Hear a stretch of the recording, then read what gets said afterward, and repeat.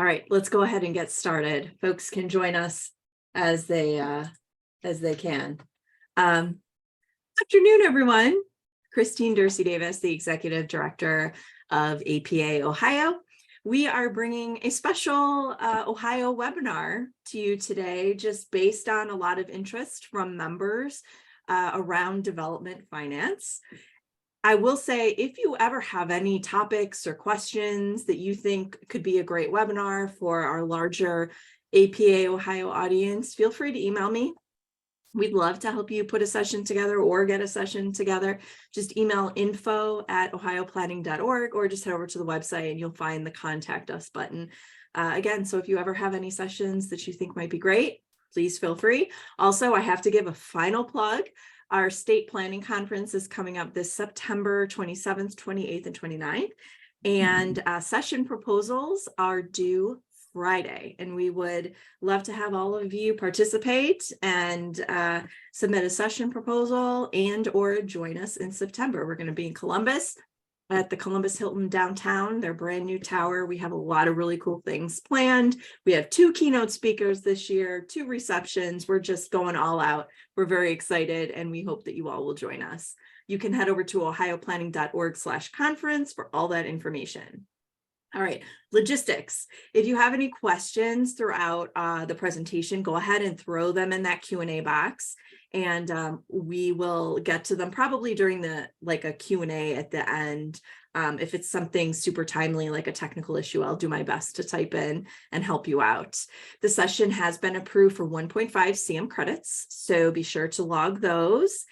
And did I say we're recording this? We'll have it up on our YouTube channel, and I will send a follow-up email to everyone that registered with the link to CM credits and a link to our YouTube channel, so you can view this and share it with colleagues that might be interested. We have a wonderful partnership with the Ohio Economic Development Association. We call it OEDA here in the trade.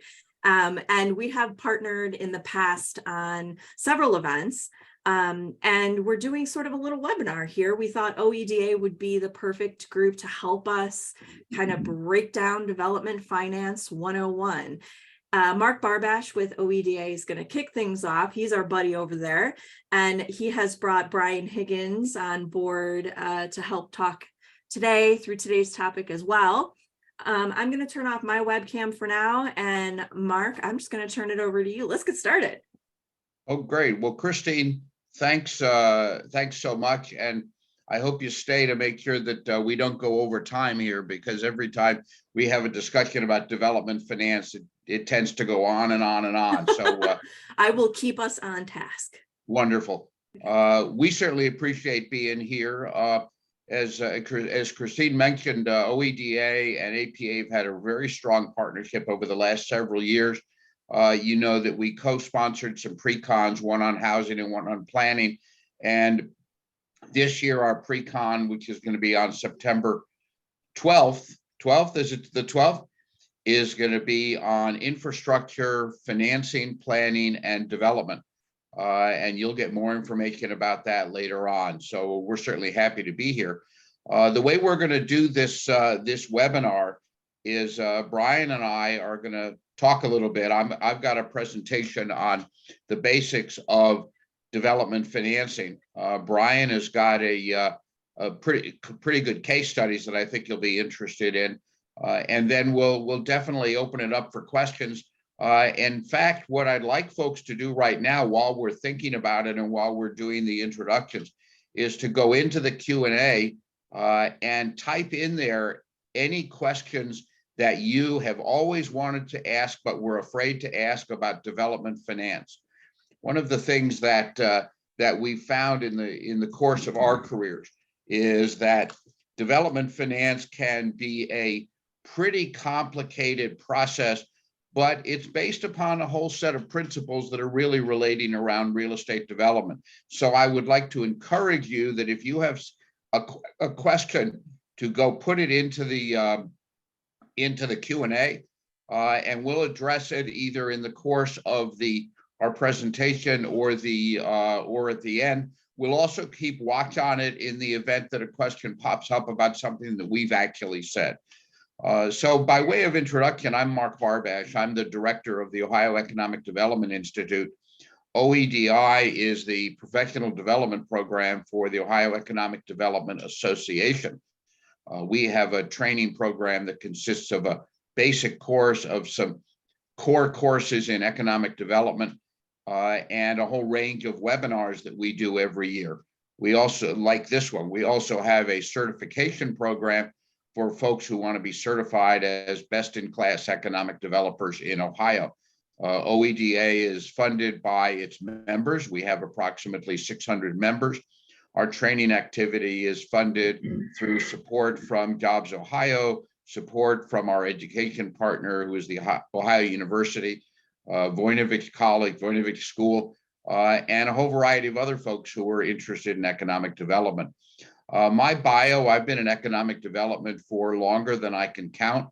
My experience includes state government. I was with the State Development Department twice, once as the Chief Economic Development Officer, and then before that, I ran all of the state's financing and industrial development programs.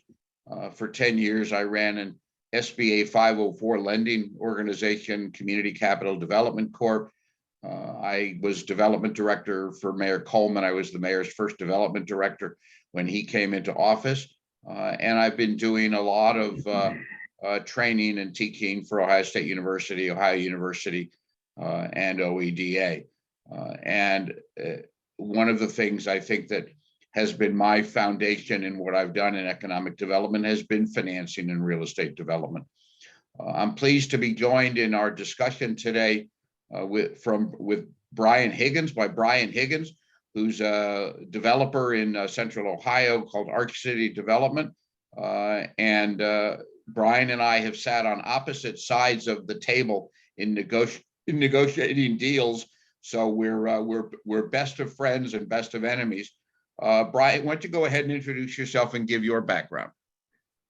Sure. As Mark indicated, I have a company called Arch City Development, but this may be sacrilege to say in an APA webinar, but I am a planner by education, but not really by practice. So I guess rewind. I was graduated from Ohio State with my undergraduate degree and was sitting in a bunch of cubes doing financial reconciliation for Cardinal Health, and I realized I had to get out of here. And I heard someone on the radio talking about city planning, and I thought, well, that sounds like it could be something for me. And so I went to grad school, got out, and I actually, while I was interning, I interned in the Linden neighborhood, and they were in the midst of beginning a sort of comprehensive, I guess you'd call it a new urbanist nodal development. And then that's actually how I ended up meeting Mark, is we got, as he indicated, we got sitting down at the table and trying to hash out different deals as things worked out over time. We actually then sometimes sat on the same side of the table. So should have just got a round table and then we would never have had that issue.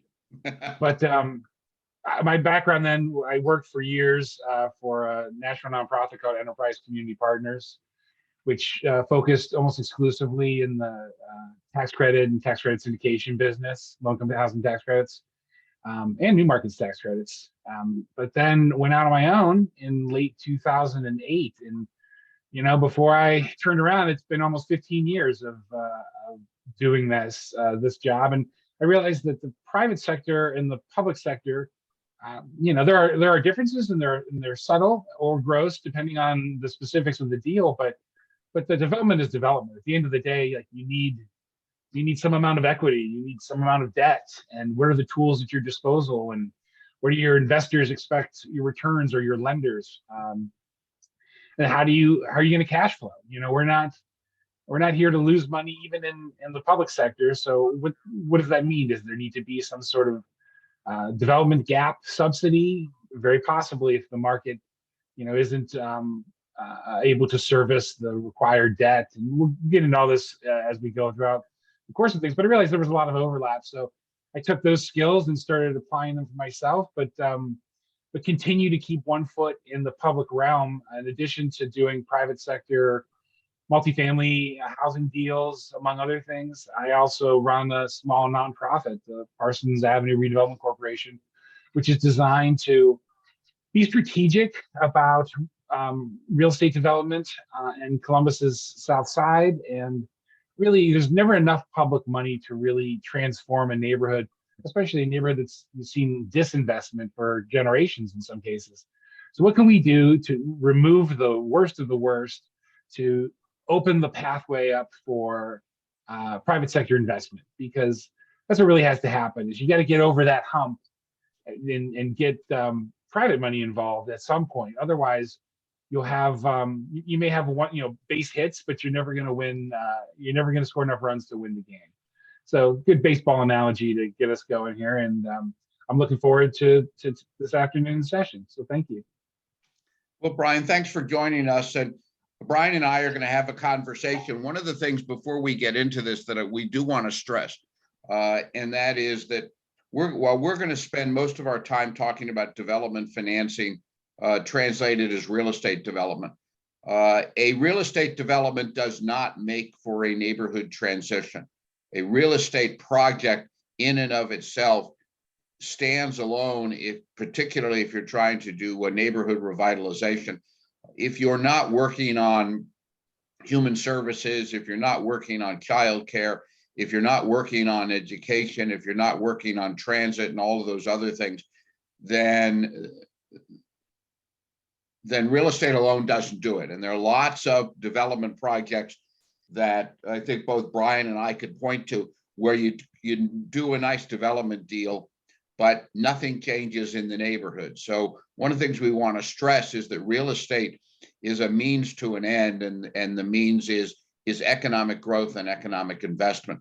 So what I'm going to do is I'm going to share my PowerPoint, and we'll make sure that this PowerPoint, in addition to the video, is available to everyone. And what I've done is I've put together a PowerPoint that kind of has a variety of topics from a basic level up to some level of detail. And we're keeping a watch on the Q&A. We're keeping a watch on the questions. We already have a question about TIF, and we have a small section about TIF in here, but we'll get to that when we get there. So we're going to run through the presentation, and then Brian is going to talk about some specific case studies that he has. So again, thanks for joining us. Here's our contact information. Both Brian and I are certainly available to answer questions and assist any questions that you might have. We both understand the value of the connection between economic development and planning. So we're going to take a look at three basic topics here during the discussion. The first one is, what are the sources of equity, debt, and public finance for development? The second is, how do investors and lenders look at investment opportunities? Because they do, to some extent, look at them differently, and they also look at them differently from the developers and sometimes from the community. We'll talk about the risks in development finance, and in the course of our discussion, we'll focus in on some rules of the game. I've reminded Brian to speak up anytime he has something to say. Brian always has something good to say. Brian, I always started with a negative, but I don't want to use a negative here. You always have great things to say. Sure, now you say. Now I say it. So here are kind of a little bit more on the topics that we're going to talk about in the course of the presentation. And this is just to kind of give you a little bit of the lay of the land. So let's take a start here and just kind of talk about what development finance is. When we talk about development finance, we're talking primarily about financing for real estate projects, whether it's commercial or residential. There is an aspect of development finance that's a little bit off in a separate column, which is operating business financing, meaning business growth, operating capital for businesses, working capital. But even a piece of what an operating business does may relate to development finance. As we talk about development finance, we're looking at both debt and equity. And we're looking at the project both from the standpoint of the lender's perspective, but also from the perspective of the risks that everyone is taking in doing finance. Because to understand development finance, you need to understand the development process. To understand the development process, you need to understand the investors and the developers.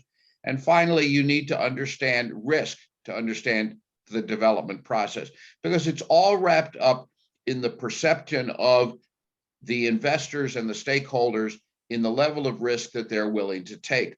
An important factor here is that there is, if you're in community development or economic development, there is no obligation on any developers or lenders' part to look at a project that you may be working on. And because they're basically in the end money managers, and they manage money in different ways and for different purposes, but in the end they're basically money managers. They may be managing their own people's money, they may be managing other people's money, but there's no obligation on their part to actually look at the development projects that may be percolating in the community. And so we strongly encourage you to wrap in not only your lenders, but your significant wealthy folks in the neighborhood, when we can find them, into your economic development activities. Particularly if you're working in the public sector, they need to be part of the partnership, because in the end, 95% of all the financing that comes into play in economic and community development comes from the private sector. The economic development programs that a lot of us spend a lot of time thinking about cover a very small percentage of all the transactions that take place. Another key thing we want to point out is that different types of development have different financing needs, not number one. And number two, there are particularly lenders and investors who specialize in certain types of development activity. So for example, if I was working on a hotel project, I could identify for you a half dozen to a dozen lenders who specialize in nothing other than hotel development and investment. We could find some lenders and investors who specialize in primarily in retail development, a larger subset who specialize in development of warehouses and distribution centers, and an even smaller subset who specialize in development of factories. The whole reason for this is because they develop an understanding of the risk that is involved in each one of these different types of transaction. So development finance really needs to be looked at in the context of the kinds of projects that are being developed, number one, and number two, the communities that they exist in. So let's take a minute and just start off with that first piece, and that's the development process itself. We try to stress that each one of these steps in the development process that I've listed here, and I'm going to look at each one of these in a minute, each one of these things has an impact on development financing. The feasibility of a certain type of activity, the cost or cost overruns have an impact on the ability to obtain financing. The type of construction that has to take place may be specialized. I think the most interesting one of the most interesting projects I worked on was for my favorite place, the Anthony Thomas Candy Company, where they were locating a factory, and they had to build a room to put all that chocolate in. That's not something that every builder and every developer specializes in. Same thing if you're talking about things like Amazon data centers. What happens with each type of those development, you get into people who specialize in those types of activities. And so knowing who they are and bringing them into your community is a real plus. So each one of these pieces in the development process has an impact on the ability to obtain and close financing. And that's the other thing we want to stress as we get into this.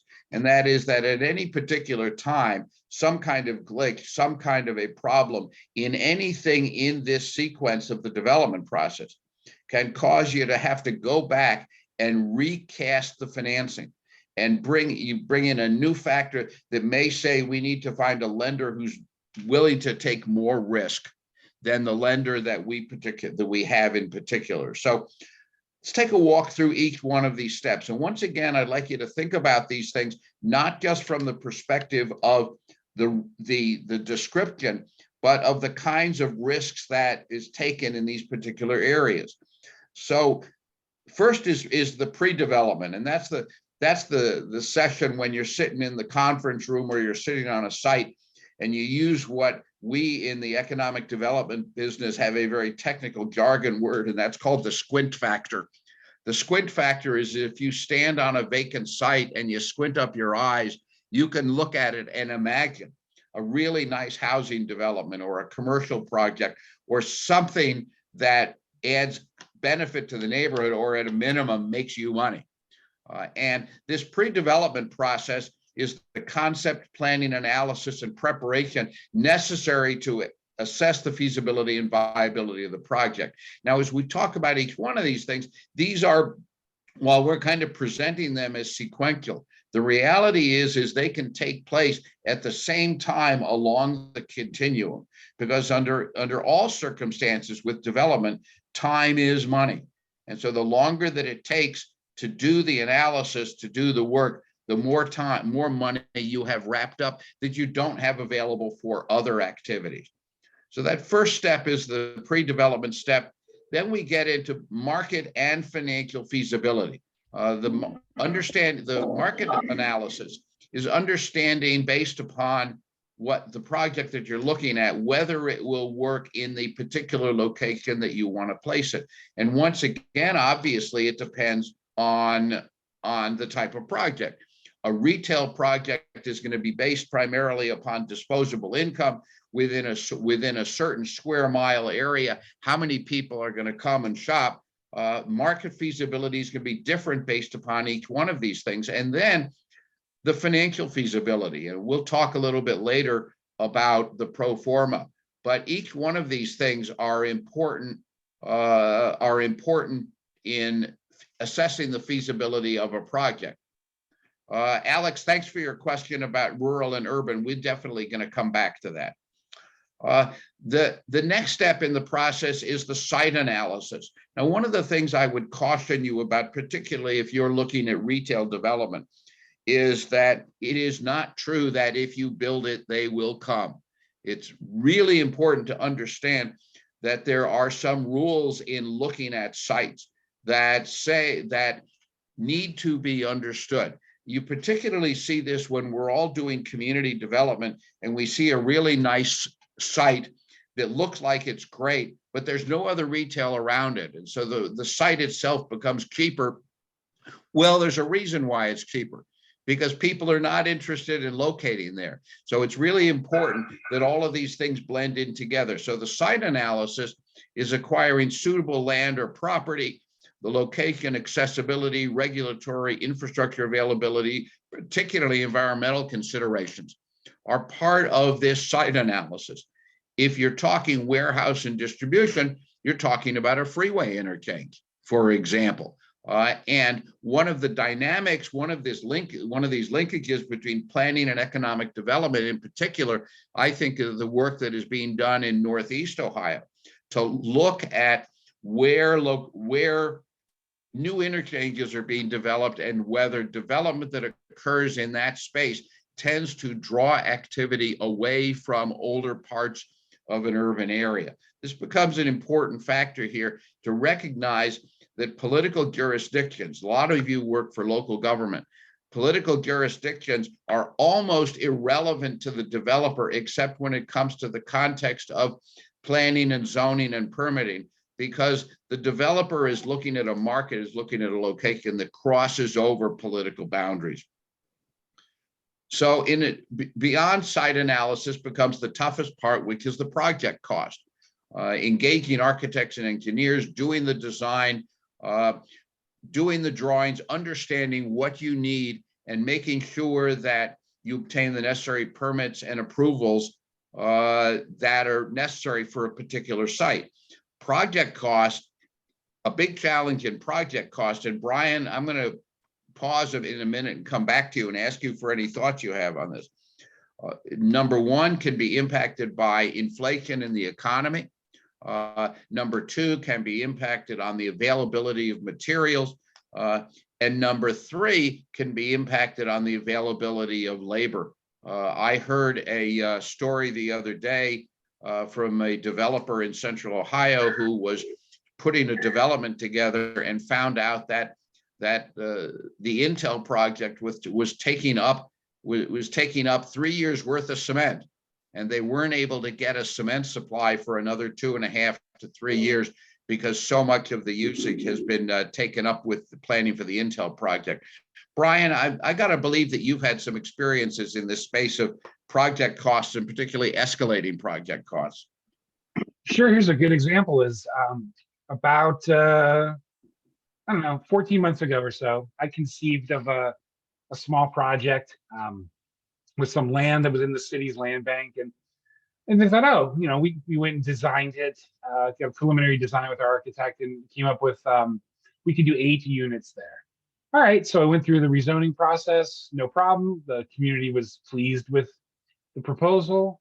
And I had it preliminarily bid too at that time. So I think my construction costs were 1.3 million when I started all this. And then it took quite a while to get through the zoning, and then we had to refine some of the architecture. And by the time we were ready to actually send it out for hard bids, it had escalated to $2.1 million. And now that's a little obscene in that you don't normally see a 50% jump in pricing, but at only 8 units, there really was no economy of scale. So, I wasn't ordering 100 toilets, just getting 8, you don't get the same purchasing power that you would on a larger project. I had to put underwater stormwater retention basin, which is essentially a big concrete box, but it's pretty expensive. And to Mark's point, concrete is legitimately hard to get these days. So, that was a cost that normally, again, if I can amortize that over many units, it's not that big a deal, but it's only 8 units. Well, that's a lot more challenging. And then, you think about just the interest rate environment. Let's just say you have a $1 million loan. I have a project that's still in its construction financing, is at 3.7%. So $1 million at 3.7%, that's $5,100 on a 25-year AM. If you got a loan today at 7%, that's $7,000 a month. So now you're chewing up. You're not doing anything differently. It's just the interest rate environment that we're living in, combined with sort of the back end of that big wave of inflation we saw. So labor is more expensive, materials are more expensive, and it's really a trifecta that's making projects, especially smaller projects, really hard to finance. And I ask around because I started to think, is it just me? And it's not just me; it's everybody who's sort of having these same experiences. And so, people, if they want to contribute their own equity to a project, they already have cash on hand, and they expect a return on that equity. So some developers are discounting that expected return, or waiting for maybe a bigger return on the back end, waiting for rents to catch up to some of these increases. And I mean, there's an inherent risk. It's funny. Somebody said to me the other day, we never know we're in good times until we're in worse times, and then we reflect back on it and go, God, I wish it was 2 years ago. And that's kind of what a lot of what's happening right now is that project costs and all those factors, labor, materials, and interest rates on your debt are becoming very difficult to overcome. I'm going to pull the PowerPoint down for a minute because I want to make a point that Brian referenced that's really important in the context of development financing. What's really important in the context is to understand that you're dealing with one of these balances, and the balance is one balance is the cost of the project, and the other side of the balance is the market for that project. And so anytime you have a change in cost, you have to go back and understand whether your market can absorb that cost. This is particularly relevant when you're talking about residential development, and particularly important when you're talking about affordable housing, because there is a direct connection between the two. And so if you have a change in cost, or on the other side, a change in the market, then those things are not necessarily affordable by who your market is going to be. So it becomes real important to understand that there is that direct connection between the cost and the market that's why we're presenting it the way we are, because so much of what we're doing is based upon this development, the development process. So moving on to the next one is the financing.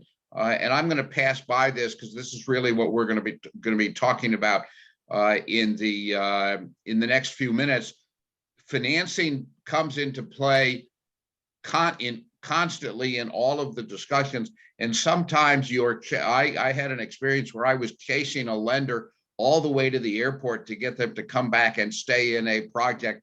What lenders love to do most is negotiate. And they're always negotiating to make more money and to get a higher interest or higher fees or a shorter term loan so they can use the money for something else. So we'll come back to financing. Next step becomes the negotiation and approvals. And once again, all of these things occur all the way through the development process, particularly when you're dealing with zoning and planning. You may have to submit plans to a neighborhood organization or to a planning commission. They then have to approve that. If you choose as a developer to want to be responsive to those issues, then you may go back and have to restructure, maybe take one floor off of your building, then go back for another approval. Then once you get into the construction phase, you have your construction inspections, and then in the end, you have to get the occupancy permit. So a big challenge with development is not only the time, but also the cost of all of the various what are called entitlements that are necessary to have a project move forward. And that's why so many people have been having a discussion about how do you reduce the cost of development. And there's been a lot of discussion about planning and permitting and zoning and how long that process takes. With that said, I've got a bias towards understanding that the planning and permitting process is also a process of strong neighborhoods and good public health and good communities. And so there's this balance between what makes for a good community from a regulatory perspective and what makes for a good community from a development perspective. After negotiations and approvals, then you actually have to start building the darn thing. And there can be, as Brian indicated, there are going to be all sorts of challenges involved in the construction, in finding the right contractors. It is not infrequent that you find that you've hired a contractor who doesn't have the experience that you thought they had, or maybe they've got another project that is more profitable and they haven't come back to your site. There's obviously a difference between small scale development and large scale development. Obviously, then that's got the gold makes the rules. And so if you're building an Amazon distribution center, or if you're building a manufacturing center, you have a lot more power and authority over your subs than if you're a smaller developer working on smaller projects, and particularly getting into rural areas, because rural areas become a big challenge because of difficulty of identifying what market comparables are, but also getting the right kind of skill set that's involved and getting lenders to take a look at a rural area. Because in the end, when lenders look at an area, they're looking for a comparable. They're looking to see that if they lend into this project, they're going to get paid. Then there's the marketing process. And once again, the marketing is dependent upon the kind of facility that you're building.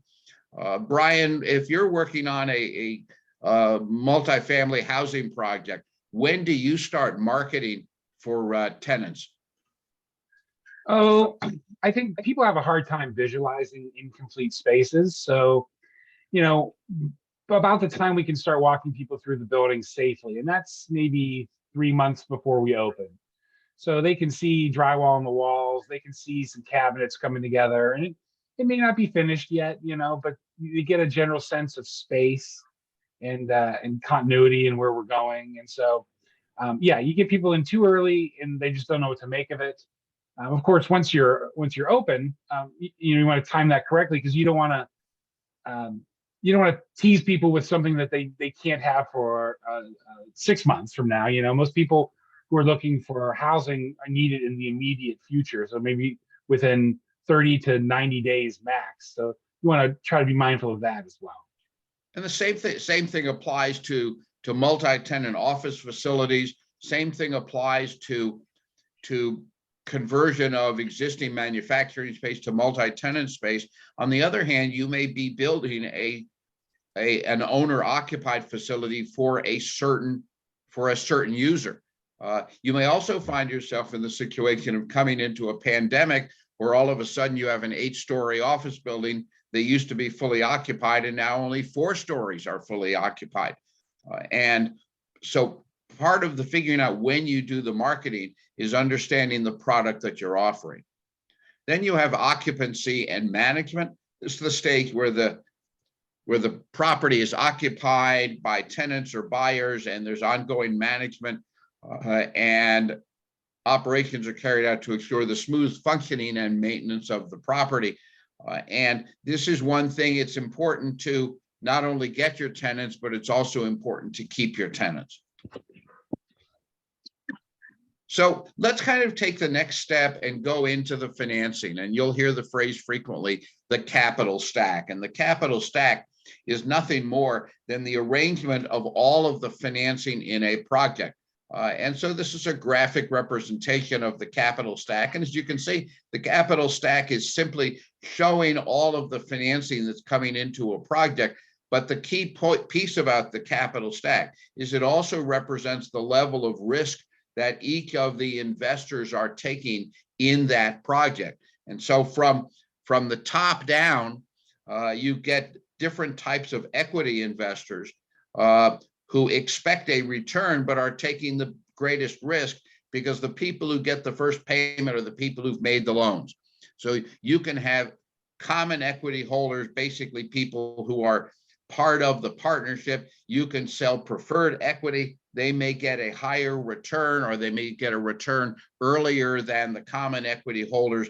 And you may get mezzanine equity, and mezzanine equity is essentially between debt and equity. It could be investment that could turn into a debt if for some reason the project doesn't produce, or if for some reason there's a challenge, all of a sudden it becomes debt.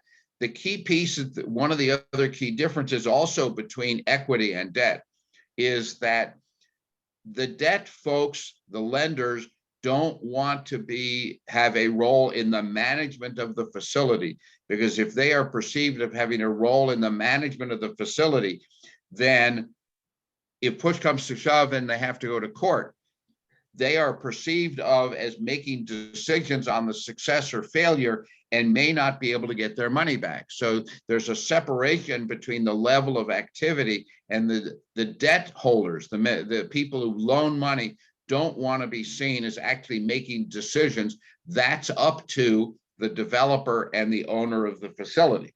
And then if you look along the left-hand side, you can see that the common equity holders are the folks who take the greatest risk. If the deal crashes, then they are the last ones to get paid, if they get paid. If a project is short of capital from cash flow and there's not enough money to pay, they are the first folks who don't get paid, so that you can go ahead and pay for the day-to-day operations of the facility. So the common equity people are taking the highest risk. The debt people at the bottom are taking the lowest risk. And that's how it plays into the discussion. Brian, any comments about difference between debt and equity? No, I mean, in many ways, it's just like buying your house, right? You get a debt, you get a mortgage, that's your senior debt. And then you fill in the gap between what that mortgage is and the price of the home, and you're the equity provider. And, and then hopefully you get a return on that equity based upon, increases in the value of your real estate. So it's in many ways a lot like what a lot of us have done in our personal lives. It's just more layered, more complicated. The bloody noses hurt a lot more if you don't manage to pull this off. It's one thing, your house is maybe a couple $100,000, right?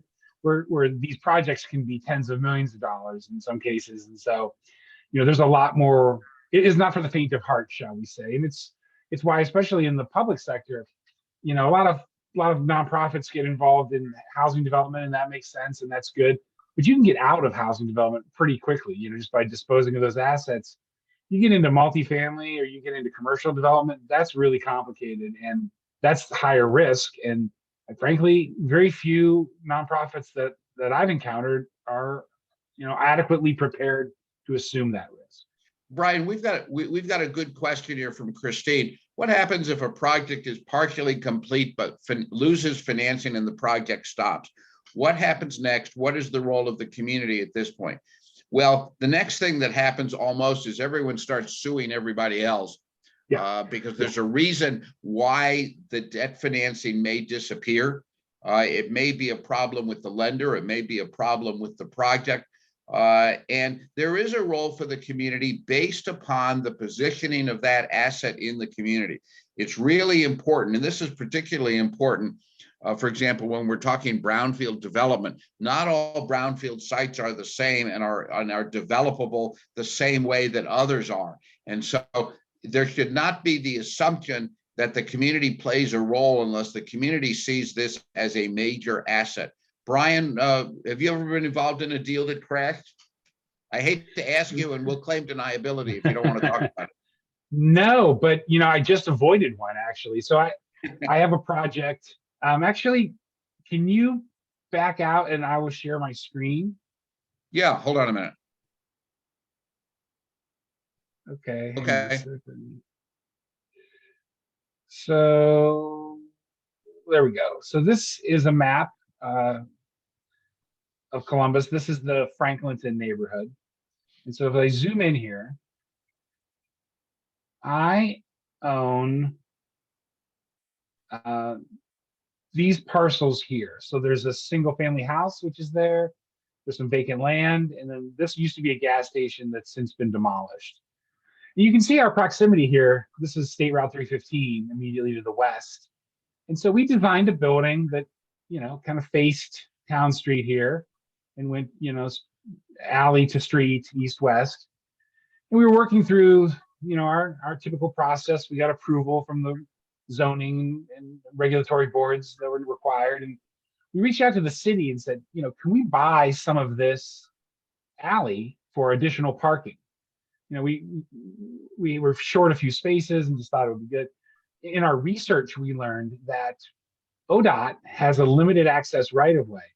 And I always wondered why this gas station was sitting next to a grassy lot, because the right of way comes down this alley and then it kicks over here and encompasses this lot and then comes back on its merry way. So it didn't show up in our title work because title work tends to only go back about 40 years. And this right of way has been in place since the freeway was constructed in the 50s. So we just missed it. But so we got on the phone we found the right people at ODOT, and we're going through a process now to release that limited access right of way. But we did redesign the building so that, because the process can take a couple of years. So eventually this would just become some parking, and our building shifted around the little corner here. But if we would not have pursued that additional parking in this alley, we would have gone to construction, not knowing about this right of way until, somebody at ODOT drove by one day and they would have stopped the project. It would come crashing to a halt. And it would have, much like Mark indicated, many lawsuits would have taken place. So I managed to avoid it. So now, lesson be learned: if I'm ever doing anything near a freeway again, God, get the old right-of-way maps from the 50s and make sure that I'm not doing anything I shouldn't. Okay, Brian, if you'd pull your screen down. Okay, thank you. Now we'll get back to where we were. Part of the answer to that question is that a lot of the it depends on when the financing is lost. If a lot of work has already been done on the site, it's much more problematic than if the site is still is clear. And here's where there could be a potential community role as it relates to potentially trying to find people who are interested in purchasing that site. So there's a lot of it. It's obviously one of those strategic discussion questions that you have to make. So going further into financing, and there's a logic to this, believe it or not, you'll see in a minute. I want to start with just kind of the big picture about financing and talk about what are called the capital markets. And I'm not going to go through each one of these things, but this is a graphic representation of the capital markets. And what you see in blue are the primary sources of capital for development finance. And the largest percentage of lenders into development finance are conventional lenders.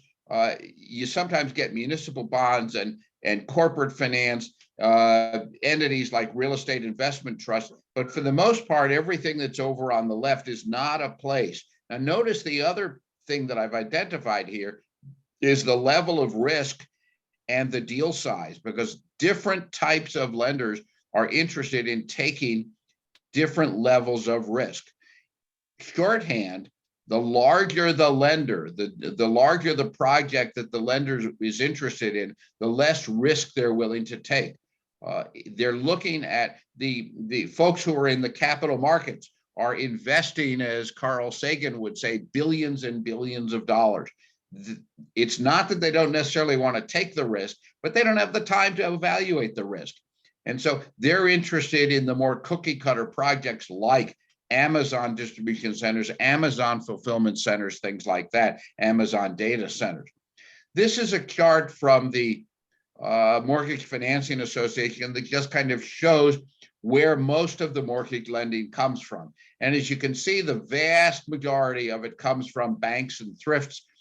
Government-sponsored entities, we're really there talking Fannie Mae and Freddie Mac, life insurance companies, pension funds, collateralized mortgage obligations, which is what got us into trouble in the 2009 recession, where they took a bundle of mortgages together and bundled them, and then everybody else is down below. Notice, however, that the small percentage that comes from state and local government and from the federal government, most of the financing for development finance is going to come out of the private sector. This is a chart that just kind of shows the type of development that is taking place. And as you can see, office and hotel make up a large percentage. You've got residential for sale, you've got residential for sale that's in inventory being ready to be sold, urban retail and other. And this can change at the moment. This can change at the drop of a hat. Right now, retail is having challenges because of COVID. Right now, office buildings are having challenges because of COVID, because there's a lot of vacant space.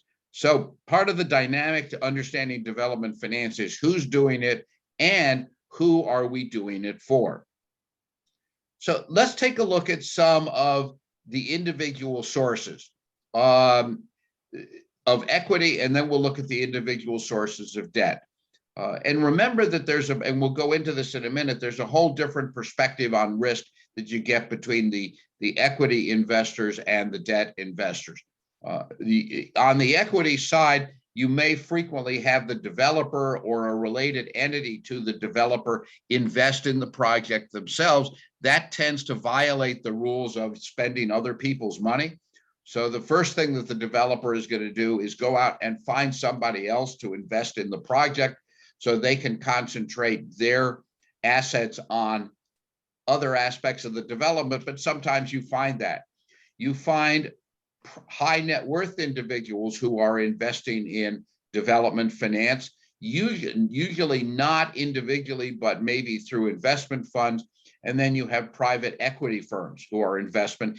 These are investment companies that pool funds from high net worth individuals and institutional investors. Now, in every community, there is always that person or that group of people who have who are in some of the larger corporations, potentially some of the larger developers, who have the assets to be direct investors in real estate development projects. It's really important to kind of figure out who those folks are and find out where the money is. Brian, quick question for 10-word answer. How do you find where the money is in a community?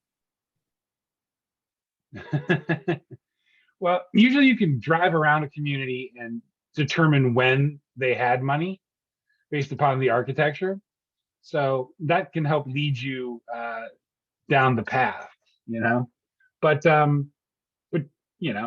I mean, on the equity side, I think it's pretty clearly you're connecting with those in the know in the community. Everybody knows who has the money, right? If you're not native to that place, find somebody who is. It's not unusual. I've been involved in a number of projects that are retail and large office projects working with larger developers. And it's not all that unusual that the owner of the development company will also invest in a project that may or may not be their development company's project, because they tend to have money coming out of their prior investments. But these are the sources of equity for real estate. Moving on, let's talk about the sources of equity for debt. And in debt, I'm going to look at it from three perspectives: primary sources, secondary sources, and then we'll look at the public sector. So the primary sources, as we saw out of the chart before, are going to be the banks and the financial institutions, followed by the pension funds, insurance companies, and real estate investment trusts. Now, the great thing about this is there are lots of people out there who want to help you connect with sources of capital. They'll connect, they'll want it for a fee, of course, but there are folks out there who can help you. I usually start, frankly, with larger accounting firms, although sometimes I find that small accounting firms have clients who they've been with for many years who may be wanting to look at off-the-shelf kinds of projects. But the primary debt is coming from banks and other conventional financial institutions. The secondary sources will come through government-sponsored enterprises, increasingly crowdfunding, and to some extent institutional investors who are generally going to be looking for the larger projects and the less risk. Government-sponsored enterprises are Fannie Mae and Freddie Mac. Crowdfunding platforms, I've not had any direct experience with crowdfunding, but they do seem to be popping up. I have seen a number of crowdfunding platforms for real estate deals in a particular market where the investors have knowledge of that market, and that becomes the important piece of it. Crowdfunding is based either on your credit rating or the knowledge of the market of the people who are putting the money into those platforms.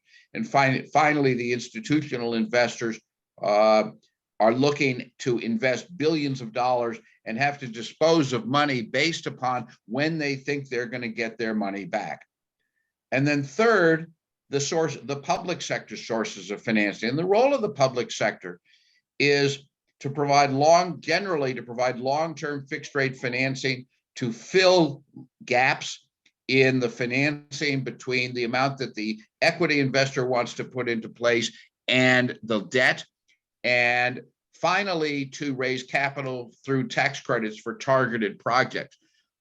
Public sector, particularly on the debt side, and we're talking whether it's housing or community development or real estate development, tends to focus in on some kind of a public mission, and whether it's job creation, whether it's investment in a targeted neighborhood, whether it's investment to support a particular type of, say, technology-based development. The public sector, for the most part, is looking at the end goal. But there are a number of public sector programs, two of which I'll show you in a minute, that have criteria that is less strict on the topic of what's the public gain. The tax credits we'll talk about in a minute because they then become really important. So what are the sources of public financing for development? Taxable or tax exempt bonds, so long as if you're doing tax exempt bonds, you're following the IRS requirements. The value of taxable and tax exempt bonds is they tend to provide longer term fixed rate financing because they're taking it to a market that is looking to invest large sums of money. Those taxable and tax exempt, particularly tax exempt, don't go into every kind of project. If you're doing tax exempt financing, you have to follow the IRS rules. But we've seen tax exempt financing, for example, for parking decks, any time there's some type of public purpose. I'll come back to tax credits that raise capital. Tax increment financing is financing where you divert the real estate the property taxes into a fund that will pay primarily for infrastructure. And so the developer, the owner of the property, still pays the taxes, but they don't pay them to the taxing authority. They pay them to the auditor, and the auditor puts the money in a fund. And the money that's in that fund can pay directly for streets, sewer lines, water lines, broadbands, any kind of thing that's perceived as infrastructure, or they can use that money to pay off bonds that are issued and supported by that TIF financing. There are CDFIs. CDFIs are community development financial institutions that tend to be more involved in neighborhood scale real estate development, Main Street development, some housing development. These are nonprofit organizations that get money from the federal government, sometimes from state government, and from lender investors primarily for the public purposes. And then there's the Small Business Administration, and the primary real estate program there is the SBA 504 program, which provides second mortgage financing for operating small businesses who are buying or renovating real estate. And we'll talk about why second mortgage in a minute. Let's come back up to what I call tax credits that raise capital. There are some tax credits that are simply you save money by not having to pay the tax, income tax credits, some property tax abatements. But some tax credits are designed to raise capital. New markets tax credits, historic preservation tax credits, low-income housing tax credits are structured to provide the credit to an investor. That credit gives a return to that investor, who then in exchange provides a loan to a particular project. And obviously in the housing business, we're talking about low-income housing tax credits. That is the primary beneficiary. The new markets tax credits program tends to be a big deal real estate program. Historic preservation tax credits are obviously directed at certified historic properties. And in the case of new markets historic preservation, and in particular, there are frequently parallel programs that are at the state and the federal level. Brian, do you have any particular thoughts on tax credits that raise capital or on the TIF financing? Yeah, I mean, without low-income housing tax credits, there would be no affordable housing, or it'd be a trickle of affordable housing that's constructed in the United States. So it's the single most critical tool out there. And even then, it could be more efficient. You know, there's a lot of people who've made a lot of money in the affordable housing game, which seems almost counterintuitive when you realize sort of missionally what it's supposed to be achieving. But yeah, hands down, and it was born of the Tax Reform Act in 1986. And you know, each state gets an allocation of tax credits from the federal government based upon its population. So, you know, the more people you have, presumably the more affordable housing you require. But I'm a huge fan of it, huge advocate of it. And in fact, there has been some discussion about creating a state tax credit in Ohio. Other states have done it. And it would be another layer to increase our ability to create even more affordable housing, which I think is becoming an issue that's more and more relevant as we move forward. You know, I talked a little bit about the pricing of housing earlier. That's not going anywhere anytime soon, especially, you know, I think as we've transitioned into more of a service economy, and as we regionally, as we grow, or even other communities that have different challenges, there's lots of reasons why you might need affordable housing, right? So it's going to continue to be a problem that's exacerbated without, you know, perhaps trying to innovate new tools. So, you know, we'll see if it makes it out of, I think it's hanging around the Ohio Senate right now, but yeah, it's a critical tool. An important aspect to all of these things is that anytime you throw public sector financing in or tax exempt bonds, it is a lawyers and accountants full employment act, and that you're going to have higher fees as a result of these. Okay, so let's keep moving on. And what I want to try to do, I've got a lot of material here. I'm going to try, I don't want to speed through, but we do have a number of questions that I want to get to. So a key point here is, as we're seeing right now, development financing can be impacted by national market conditions. And this is an article I pulled from the New York Times, I think 2 or 3 days ago, where we are finding that the banking crisis in the Silicon Valley banks are causing lenders in general to turn what they call a wary eye on commercial real estate. And so one of the things to think about is the condition of the banking climate. You may be dealing with a perfectly good and credit-worthy lender who may all of a sudden say, now's not the time I want to invest in a particular kind of project, particularly if they are in a market area, a geographic market, or a business market that is having some challenges. So let's take another step here and just talk about risk. And what I want to do is I want to talk about it from the perspective of the lenders, the investors, and how they make a decision, because everything is all about risk. So let's look at the risk in the mind of the developer. Remember, the developer is there to make money. They make money by building a building and charging a lease, charging a rent. They get that rent and they get that back, and they can use that money to make additional investments. They make money by a project that has matured and is fully occupied.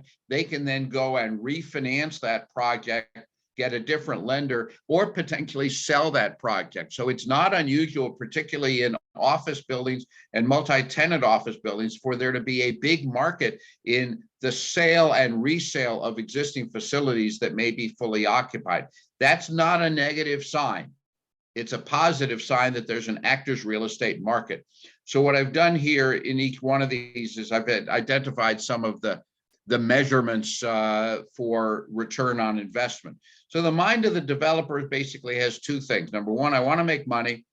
And number two, I want to have an investment that is better than another opportunity. The topic of opportunity costs come in frequently when you're talking about investment. If I put my money here, what is the risk that I could put it someplace else and make more money or have a more secure investment? The mind of the lender is very different. The lender is there. They're not involved in the project itself. The lender is there to make a loan and get that loan repaid on an annual basis with the monthly or annual debt service payments. The lenders are not there to liquidate assets. They are not there to foreclose. They're basically there to make money by lending money to projects and bringing that money back in. They have a number of questions that they ask. One is collateral coverage. If you've got $1 million project, the lender is not going to take the whole risk and lend you $1 million. They're going to lend you $750,000 or $800,000 so that you, the developer, have skin in the game. More than anything, the lenders don't want to invest in projects that have any potential environmental risk to the bank. That's why environmental assessments, phase 1 and phase 2, become particularly important. Remember also that banks are highly regulated. They need to make sure that they preserve income, that they preserve assets, and they protect the creditworthiness of the bank. So we've got one view from the mind of the developer. We have another view from the mind of the lender. Let's go to the mind of the investor, and the investor is there to make money. And you have investors who will take a lot of risk, but in exchange for a lot of risk, they'll want a higher return. They'll want a higher interest rate or a higher payback on their investment. And they're also going to be concerned about the opportunity cost. If I put my money over here, am I missing a better deal that's over there? And all of these things will factor into the mind of the investor. And then remember, the investor is there to generate return both of capital as well as on capital. They're not there. Same thing with the lenders, but the lenders are more regulated and tend to be in a project for longer. The investor says, I want to get my money back and I want to invest in other things. And if the project is riskier, then I want a higher return on investment. There's a phrase in investment banking that I learned, which is you can get the money that you want. The question is at what cost? Part of the challenge is, as we talked about, is when you layer different sources of capital, you're going to have higher legal bills, higher accounting bills. The collateral structures are going to be challenging. And there's a thing called a waterfall, which says once a payment is made, who gets the first payment, who gets the second payment, and who gets the third payment. In Ohio, we are very lucky to have organizations that are port authorities and development corporations who can serve as sponsors of major development projects that are out there. I'd encourage you to talk with the ports and the development corporations and the CICs as potential partners if you're running into a project, particularly if they're large projects, complicated, have multiple sources of capital. So I've got a section in here that I'm not going to get into too much detail, but it's important to understanding the mind of the lender, and that is to look at the pro forma. The development pro forma is essentially a statement of where are we getting the money, how are we spending the money, and what's the return on investment. This is an example of a pro forma. As you can see on the left-hand side, you've got a source and use statement. On the right-hand side, you've got an operating statement. And the ratios that are used by investors and lenders. So the lenders are going to look at the loan to value ratio. They're going to look at the cash flow coverage. The investors are going to be looking at return on investment and return on equity. The difference is return on investment is how much are we making off of the 25 million? The equity is how much am I making off based upon the amount of equity that I have in place. On the right-hand side is the operating pro forma, which looks at the sources of income and spending for a project. And this is the primary document that both lenders and investors will utilize for understanding their return on investment. The next page, I've got some definitions of the line items that go into the pro forma for your information. And then I want to show you what it kind of looks like, just so you can see how it plays out. If you have a loan to value ratio and you have a loan of $22.5 million towards a $25 million project, that equals a 90% loan and 10% equity. Loan to value ratio is common phraseology for lenders. If you're looking at debt service coverage, what the lender wants is to make sure there's enough cash to pay the bills. And that formula is net operating income divided by total debt service, and that gives you a coverage ratio. And in this formula here, we've got debt service of $1.5 million. We've got $1.8 million in cash flow. So there's a 1.1 debt coverage ratio. That means you got $1.10 for every dollar in debt service. Lenders generally like to look at $1.50 to $2 as a threshold. And there are ways of kind of going back into a project backwards to figure out how much revenue you need to generate. Return on investment, once again, is the return on the whole project.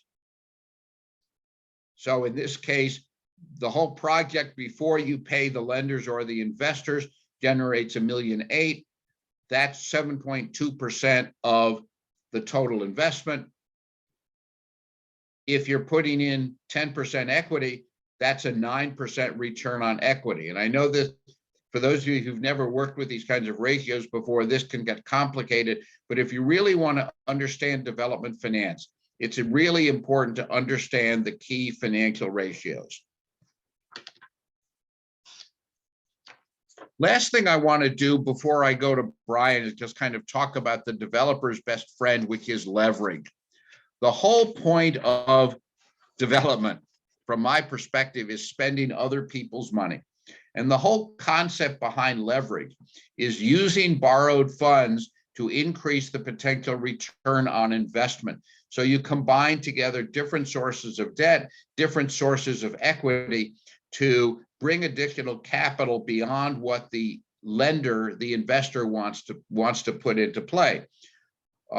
Leverage works by bringing in additional sources of capital. So let me just give you an example, and I'll try to go through this pretty quickly because, Brian, I want to get to your case studies. But once again, all of this material will be available to you. If we have a project cost of $25 million and it's funded 90%, that gives you an ROI of 7.2 and a return on equity of 9%. If you go ahead and add a junior loan, maybe from the government, then the return on investment stays the same, but the return on equity goes from 10%. So anytime that the equity gets reduced, the equity investor is going to get less of the cash flow, but their ROI is going to probably be greater. So once again, here's the project where equity is 10%, 9% return on equity. Here's the project where the equity is 5%, but the return on equity is 10%, so it grows. The whole concept of leverage becomes absolutely critical to the success of attracting an investor or a lender into a project. I've got a couple of things about what make development projects crash. They're basically anything that's unanticipated, or frankly, a thing like the COVID recession, where you don't get, where things change out in the market. What I want to do now is turn to Brian, because Brian's got a couple of good case studies of projects that he's worked on. And so, Brian, I'm going to pull down my presentation. Oh, you want me to bring up those pictures again first, Brian? No, that's okay. I can manage with my screen. And I think Okay. I'm going to focus on the point of pride so that we can also still have some time for questions before we get to 1:30. Okay, good idea. All right, so you're down. Let me pull up my screen here.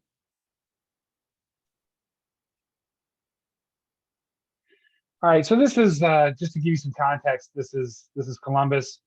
Here's downtown Columbus. Ohio State is over here.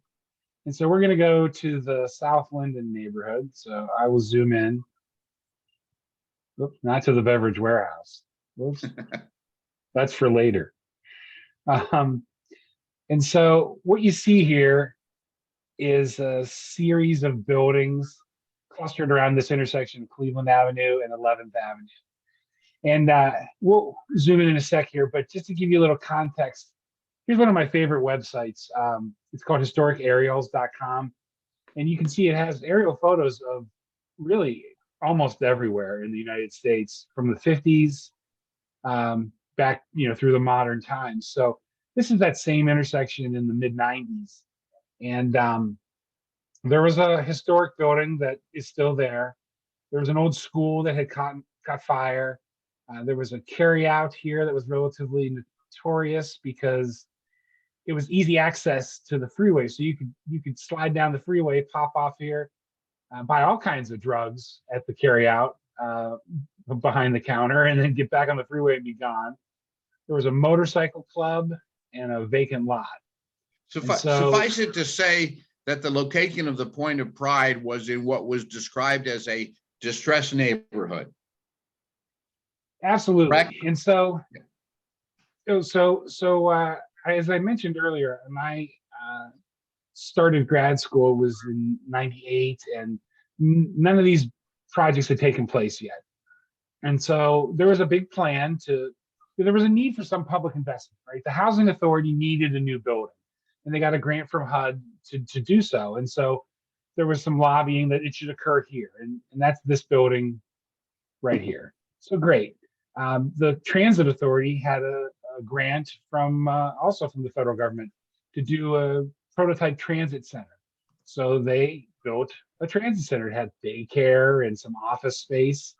The police needed a new substation. So they layered in all of this public infrastructure that needed to go somewhere, right? But if we put it out on the main thoroughfare and we got new buildings and made things look nice, we kind of put our best foot forward. So for what we hoped would be, some private investment, again, kind of opening the door for that. So the nonprofit in the area was allocated essentially development rights for the northeast corner of the intersection. And They had a concept. They had a sort of a figurehead leader, a community activist who had wanted a point of pride for the neighborhood. He gave a speech in 1974 before city council demanding this action. And here we are over, at this point, 25 years later. We don't have that point of pride for the community. So there was strong political motivation to kind of work with the nonprofit to try to get them. And granted, they were not adept at real estate development. They had done a home repair program, an exterior home repair program at that point. So it wasn't like they had all this institutional knowledge and they were going to come in there. What they had was an arrogant 26-year-old who thought that he could bully the director of development for the city of Columbus into doing this deal. And those two people are your hosts here today. So, but when I was in grad school, all my elective classes were in real estate development. I spent a lot of time at the business school, and so I understood pro formas and I understood how this worked, and and I kind of sort of shadow developed this to the extent possible. I went out of after I was out of grad school, I started working for I mentioned nonprofit enterprise community partners, and they had offices all over the country, and so I would work closely then in that capacity with the nonprofit still, who I had interned at years ago. So Brian, how did you decide what sources of capital to look at? Did you approach any banks on this project? At first, we were going to. There were 4 banks that were on the board of this nonprofit, and they said we will all do 25% of the deal, which sounds really magnanimous, but it's the dumbest thing they could have said, because that's 4 levels of underwriting that we would prefer to only go through once on the debt side. And so I think everyone slowly came to that conclusion. And so we had all kinds of challenges. The building was more expensive than we thought. I said, we need to build something with straight lines, but no, they love this concave design, which, just added more cost to everything. And so we ended up, we had all kinds of, like I said, public interest. So the city put in money, the county put in money, the United Way, some various corporate donors. I know Nationwide Insurance put in some money. We actually ended up with 14 equity sources to provide the overall equity component for the project. And, nobody wanted to be first in, which is another thing. How do you manage that? So, the city was first in, the county was second in. That seemed to make some sense. And even then, we couldn't support very much debt. The nonprofit was not a credible tenant. Some of the people who had interest in the property, look, this was not a community of first choice, and so you weren't gonna get the best retailers and the best commercial tenants. What we got were 2 things that made the deal happen. One was a Subway sandwich shop, and the other was Nationwide Insurance, and those were both national credit tenants. And that really drove the deal for the banks. And even then, there was a lot of apprehension about, like, how do we make this thing cash flow? So we ended up securing New Markets tax credits for the project to really make the numbers work, because they were essentially it worked like a loan, but a subprime loan, right? So the repayment on it was much less than conventional financing. And then with all this, these 14 equity sources, we finally got enough together to get the thing built. And sure enough, it operated pretty well here. Of course, I pick a picture with lots of trees, so you can't really see it.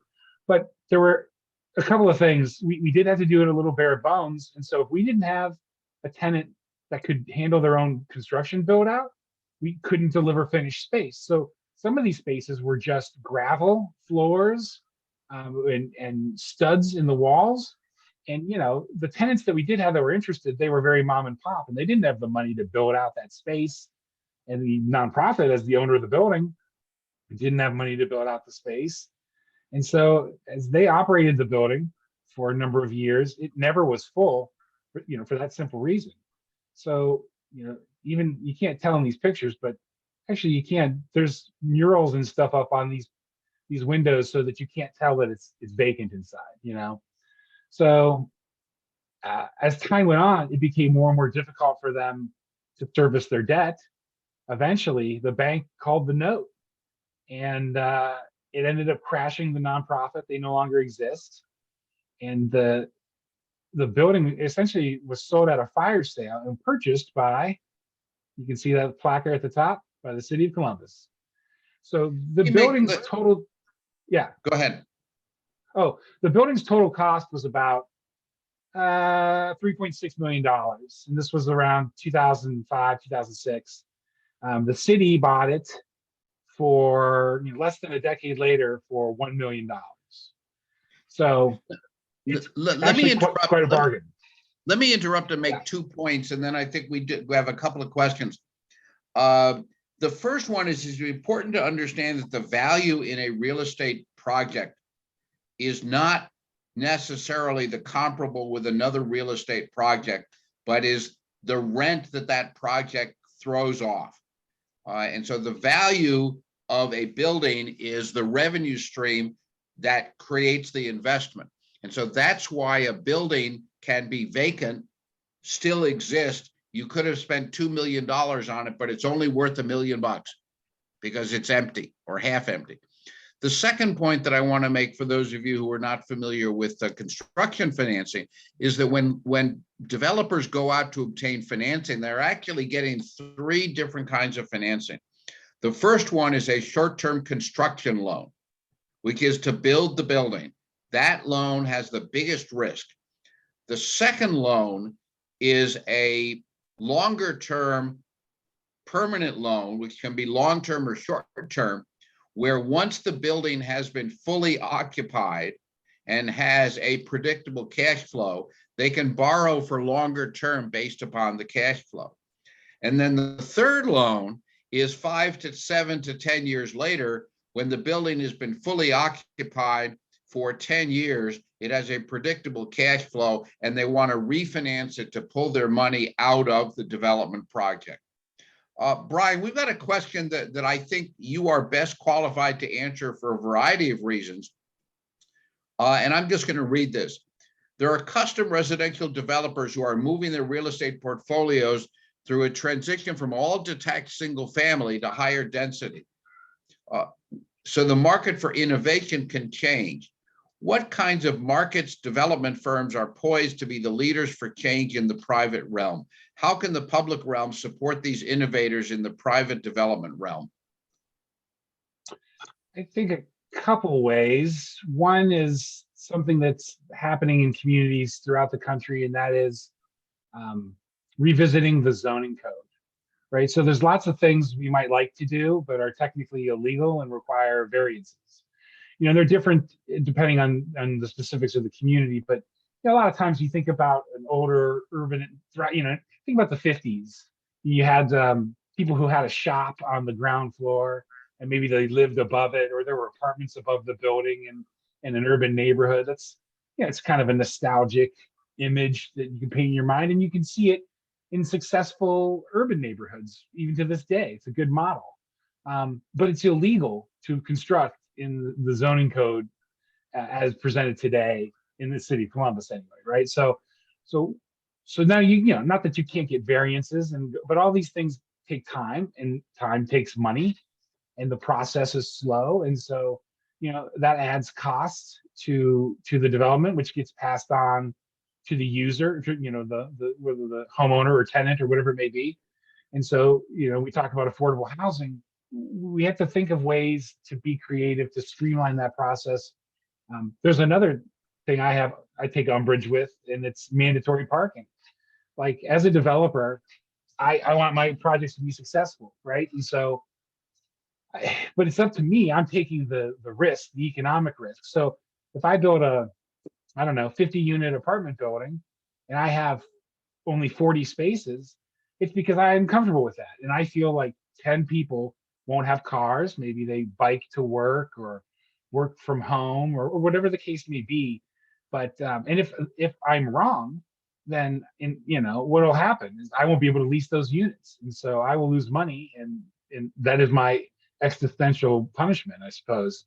But when a community makes you mandate parking, so there's several neighborhoods. I do a lot of work in Columbus, and One of them not only mandates a certain amount of parking, but if you are deficient in the number of spaces, you are fined $15,000 per deficient space.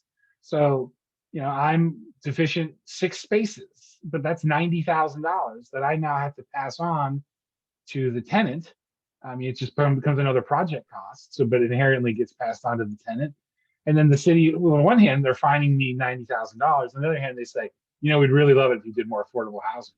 I said, well, I'd really love to not give you $90,000. Some of the, and I think in any large bureaucracy, this can happen where, there are unintended consequences of political action. So, as we try to think of new ways to do things, I think it's important to kind of to try to pave the way ahead of time if possible to streamline those things, because I'm a fan of a lot of those different development styles. We're talking a lot about doing essentially small condo projects, 3 units stacked on top of one another, and then each made available for sale.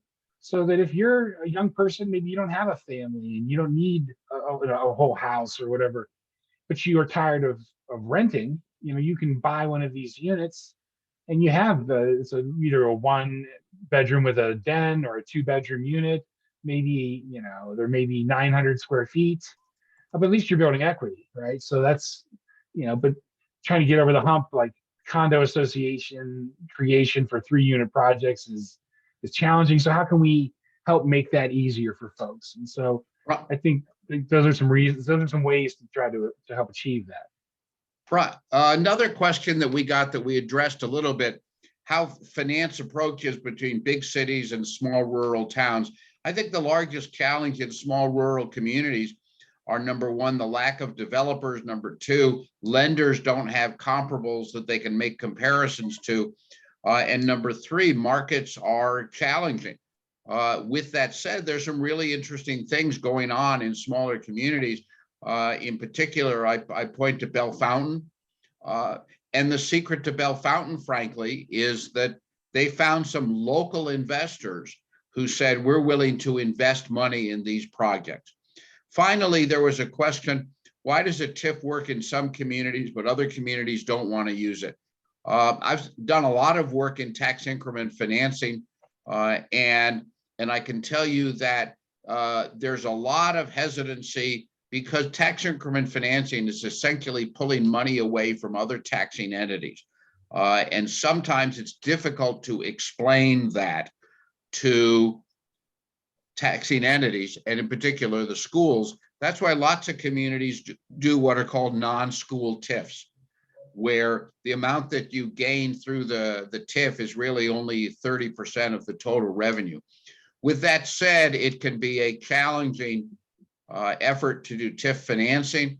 It does work in some places. The other thing, and finally, before I turn it back over to Christine, TIF assumes that there's an increase in value and that you have grown asset value that produces increased revenue through property taxes. That's not the case in every project. Before I turn it back over to Christine, let me just show the screen with Brian and my contact information. You should feel free to contact either one of us directly or through Christine. We're certainly happy to answer questions and be further of assistance. So Christine, back at you at 1:32. Not bad. Oh boy, this was chock full of information, and I am definitely not cut out for economic development. So I'm so glad that you guys are, and that you can explain this to us and help us and answer our questions. We appreciate you and all that you do. Final reminder, we're recording this. We'll post it up onto our YouTube channel. You will get a follow-up link with, a follow-up email with the link to our YouTube channel. We'll have the slides available. Like Mark said, email me if you can't remember their emails and you have burning questions. Don't forget to log your CM credits. Don't forget to submit a session proposal to SBC 23. And I think that's it. Mark, Brian, thank you for joining us today. And thanks to our friends over at OEDA.